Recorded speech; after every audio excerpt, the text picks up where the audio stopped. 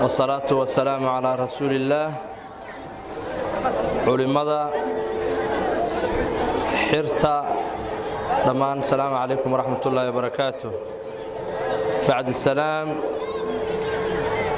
waxaa maanta farxadii ah inaan ka soo qayb galo xafladii weynaynteena rasuulkeena salawaatullaahi wa salaamun calayh ay dhigeen culimada beledka.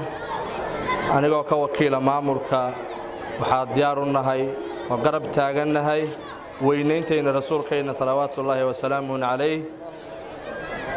waxaa ugu mahad celihaynaa culimadayna maxaa yeelay culimada waxay noo joogaan booska ambiyada.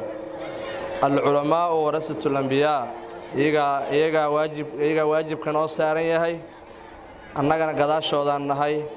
qaladaadka iyo wixii jirna iyagaa laga rabaa inay naga saxaan. waxaa u mahad celihaa mashaaikhdii iyo guddigii soo abaabulay xafladdan aadka u quruxda badan leh ee galabta oo maalin khamiis ah dareenkeeda ay ka muuqata bulshada reer Balcad iyo culimadoodaba siday isugu xiran yihiin.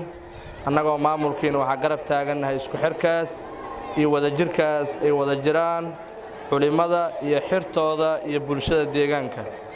annaga waxaa ka mid nahay haddaan maamulka degmada nahay xirta deegaanka ka mid nahay. shiiqayna waa Sheekh Cabbaas, bulshadana shiiqooda waa shiiqayn. waxaana markaa inay dadka ogaadaan inaan nahay xirta shiiqa.